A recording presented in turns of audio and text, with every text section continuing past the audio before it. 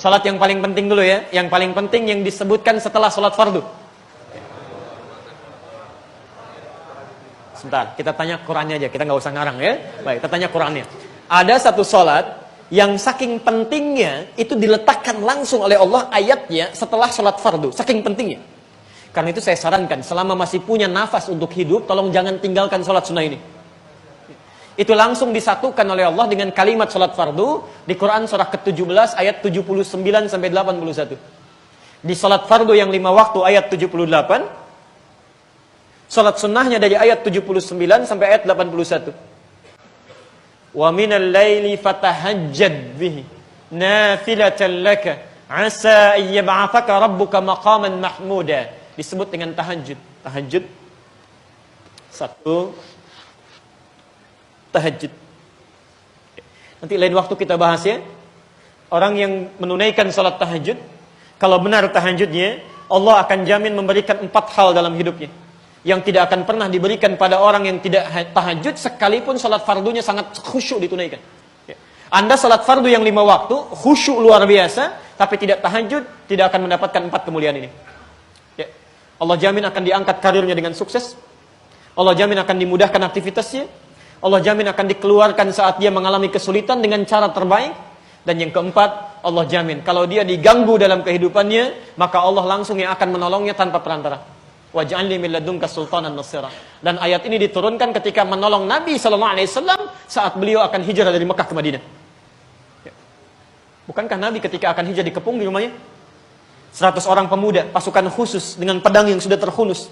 Kata para sejarawan, maaf, jangankan manusia, binatang lewat saja pasti akan kelihatan. Dengan keadaan yang sudah sedemikian genting. Yang di rumah cuma ada 3 orang. Nabi SAW, ada Abu Bakar, ada Ali bin Abi Thalib, anak muda yang luar biasa. Ini ada Risma di sini, saya dengar anak-anak muda ya. Maka lihat bagaimana cara Ali bin Abi Thalib meneladani keteladanan Nabi dan mempraktekkan dalam kehidupan masa mudanya. Ini Ali manusia paling luar biasa, Pak. Sampai putri Nabi itu dinikahkan dengan Ali. Banyak pemuda kaya yang lainnya, tapi Ali yang dipilih. Anda bisa nggak kebayang begini?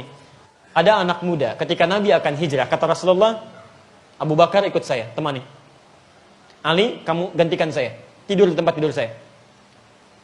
Tempat tidur Nabi, satu-satunya tempat pada waktu yang sudah ditentukan, itu yang akan didobrak dan pedang langsung terhulus di dalamnya. Resikonya langsung dengan kematian. Sadar betul. Apa kalimat Ali? Tidak ada tawar-menawar, tidak mengatakan apapun. Bala ya Rasulullah, siap. Dia sadar, beliau sadar, taruhannya kematian. Tapi tidak ada kalimat lain. Tidak ada misal ya Rasulullah jangan saya lah. Abu Bakar aja yang tuaan dikit misalnya. Tidak ada. Langsung gitu.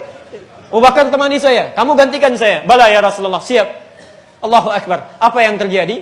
Apa yang terjadi? Nabi Muhammad SAW, satu-satunya Nabi dan Rasul di muka bumi yang dikenal dalam riwayat, itu satu-satunya Nabi yang sampai disebut oleh Nabi Isa dengan kalimat Ahmad.